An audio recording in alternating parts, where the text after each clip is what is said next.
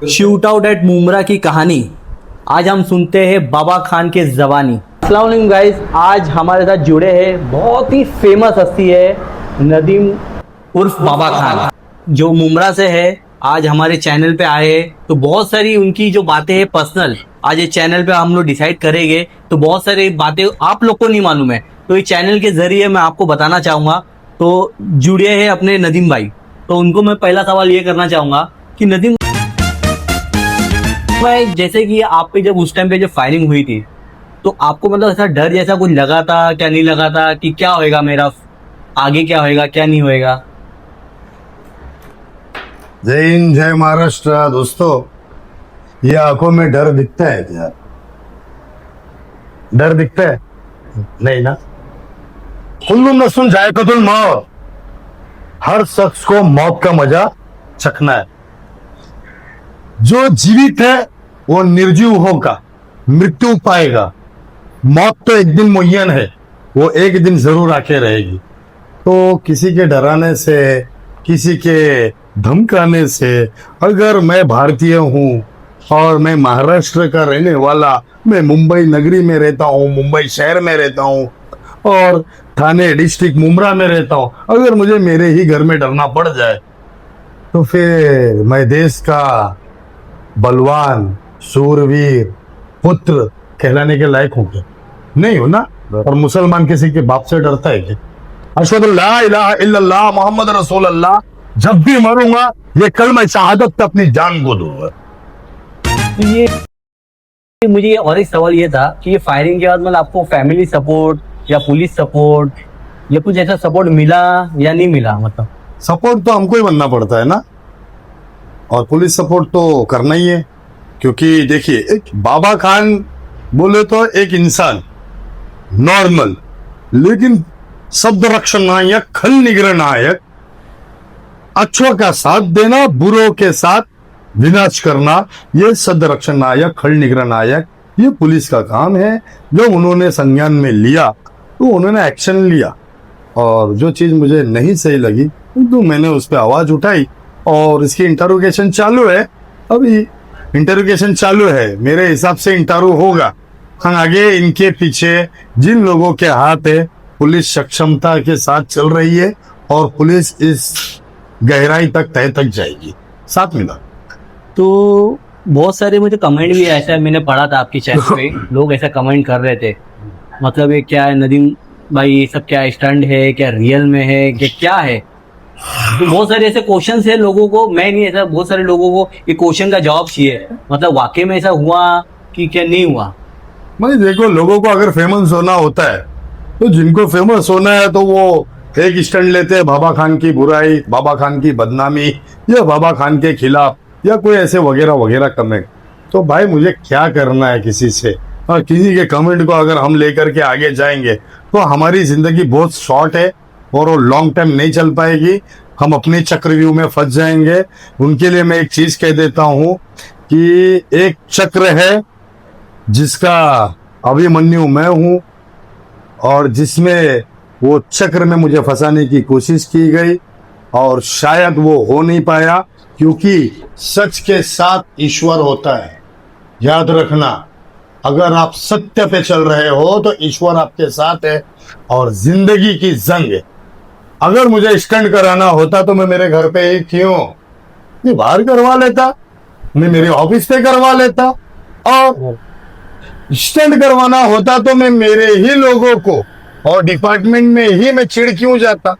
सब जगह पे चिढ़ के क्यों नहीं बोलता कि इसको पकड़े तो मारो, इसको मार डालो? बराबर। मैं एनसीओसी की मांग कर रहा हूं उस लड़के के लिए। तो ये स्टंट, जो लड़का NCOC act, Maharashtra crime organised activity, उस कानून के कलम के तहत उस लड़के पे अपील दायर किया है कि इस पे एनसीओसी लगनी चाहिए, तो वो स्टंट करा सकते हैं क्या? इंटरोगेशन करना चाहिए इस बात की।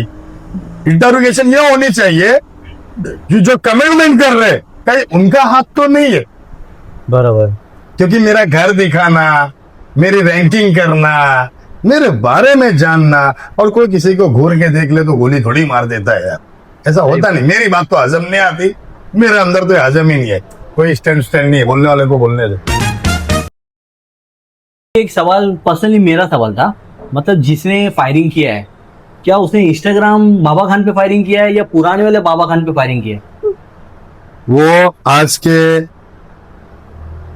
इंस्टाग्राम के जो लोग बाबा खान को जानते उस पे फायरिंग किया।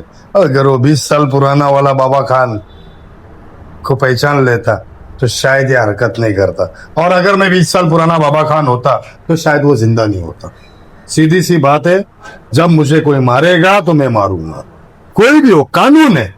सीधी सी बात, अगर तुम्हारे रक्षा के लिए तुम्हें किसी को मारना पड़े तो वो सेल्फ डिफेंस होता है, और अगर तुम पर कोई हथियार लेके खड़ा है तो तुम उसके अगेंस्ट जा सकते हो क्योंकि तुम सही हो। और मैंने 20 साल पहले अपनी लाइफ को मार चुका, अपने आप को, अपने अस्तित्व को मार चुका। क्योंकि देखिए, हर इंसान में दो चीज होती है, एक राक्षस और एक इंसान। तो मैंने मेरे राक्षस को मार दिया और अपने इंसान को जगा दिया। तो मैं ये चाहता हूं कि मेरा राक्षस जागे ना, इंसानियत ही मेरे में बेहतर है। अगर राक्षस जाग गया तो फिर विनाश ही विनाश है ना, मेरा भी विनाश है, सामने वाले का भी विनाश है। तो ये विनाश से किसी को कुछ मिलेगा नहीं। तो ये आज के बाबा खान को जो देख रहे इंस्टाग्राम के, ये ने वो सोच पे हमला हुआ है। वो जो सोच, बाबा खान की जो सोच थी ना, जो सत्य की सोच, जो तुम्हारी दिलों को चीर देने वाली सोच, जो तुम नहीं कह पाते, वो बाबा खान कहता है अपने दिल की बात नहीं, ये वो तुम्हारी बात कहता है जो बोलने से तुम डरते हो, तुम खामोश रहते हो। मैं वो बोलता हूं। आज अगर मेरी बात में सच्चाई नहीं होती तो मुझ पे फायरिंग नहीं होती। बरोबर, सही है, सही। क्योंकि वो आज के बाबा खान को जानते हैं कि बाबा खान बोलता क्या है। क्योंकि मेरी बातें उन मुनाफिकों के ऊपर खालिद बिन वलीद की तलवार बन के टूटती है। समझ में आया? मेरी बातें इनको चुभती नहीं है, इनके कलेजों को फाड़ के रख देती है, क्योंकि मैं सच कहता हूं ना, और अक्सर सच कहने वाले कड़वे होते हैं। समझ में आ रहा है? जो सच्चा होता है ना, वो दुनिया की नजर में बहुत बुरा होता है, और जो बुरा होता है ना, वो दुनिया की नजर में अच्छा बनता है। यही रीत है। लेकिन याद रखो, सच्चाई की दीवार तुम झूठ की बुनियाद से खड़े नहीं कर सकते, और सच्चाई की बुनियाद को तुम हिला नहीं सकते।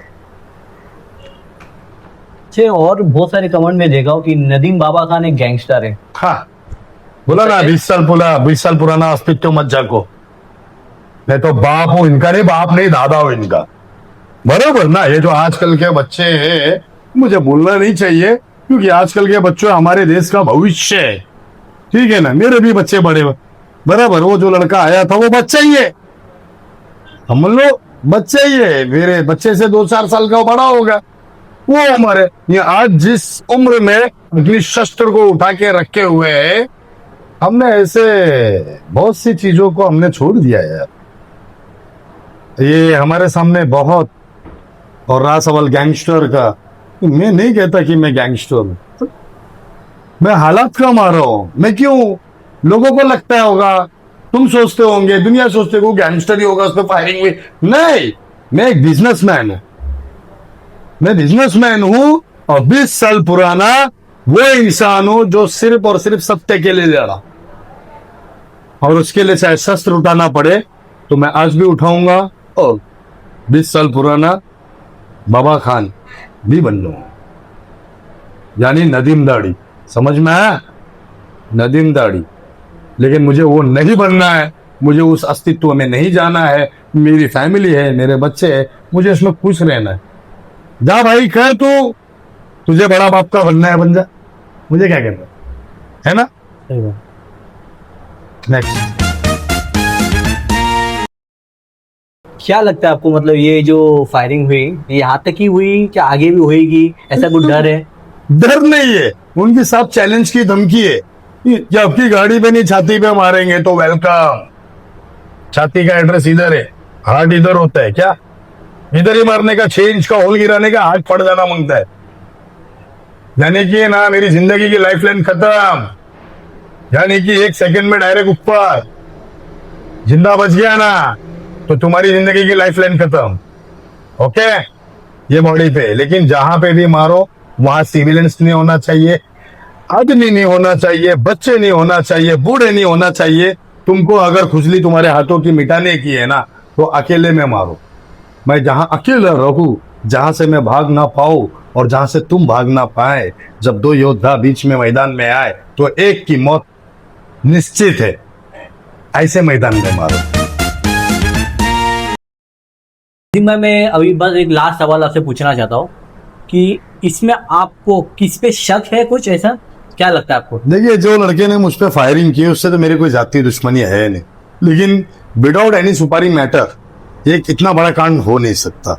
सीधी सी बात है, उसके हाथ में 30 की पिस्टल थी और 9mm की पिस्टल थी। अगर डराना धमकाना होता तो एटलीस्ट 20-25 हजार की जो पिस्टल आती है ना 32 की, 32 की, .22 की, ऐसी पिस्टल लेके आके वो मुझे डरा सकता था।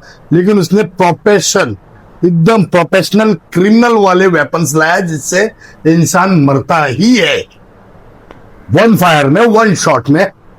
तो मुझे ऐसा शक है, मुझे मेरे कुछ दोस्तों से पुलिस की इंटरोगेशन चल रही है। अब मैं पुलिस से ज्यादा तो जा नहीं सकता क्योंकि पुलिस तो जीनियर से टॉप की मानी गई है, क्योंकि यही लोग हैं जो हर केस को सॉल्व करते हैं। लेकिन एक दुनिया होती है जो मुखबिर की दुनिया, एक क्राइम की दुनिया। एक क्राइम की दुनिया के सूत्रों के अनुसार मेरे पास एक ऐसी खबर है, दिल्ली से ही आई है, मेरे पास दिल्ली से ही खबर आई है कि तेरी सुपारी पाकिस्तान से शहजाद भाटी ने दी है और कोई यासीन करके कोई लड़का है जो इस लड़के का दोस्त है। शायद कहीं ना कहीं इंटरोगेशन में मिस हो रहा हो या नहीं हो रहा हो, या पुलिस उसके इंटरोगेट कर रही है, क्योंकि क्राइम ब्रांच जो थाना का है, पूरा विश्वास है मेरा, उन्होंने बहुत तरीके से इसके ऊपर इंटरोगेट किया है और आगे भी कर रहे हैं। तो मुझे जो मेरे शत्रु के अनुसार जो मैसेजेस आया है कि वो पाकिस्तान से शहजाद भाटी ने किसी दिल्ली में यासीन जो चीनू पहलवान गैंग से ताल्लुकात रखता है और आजकल वो हासिम बाबा गैंग के अंदर ज्वाइंट होके चल रहा है कॉलेज में। ओके, तो उसने कुछ पैसे शहजाद भट्टी ने उसको दिए और वो दिल्ली से कहीं अंदर जेल स्टडी में कोई आरोपी होगा, उनसे बात करने के बाद इस लड़के को काम दिया। ये लड़का मुंबई आया हुआ था, तो इसी बीच इसको पैसों की जरूरत थी, तो पैसों की जरूरत के दौरान इसने ये सुपारी मैटर को अटेंड किया और मुझ पर फायरिंग कर दी।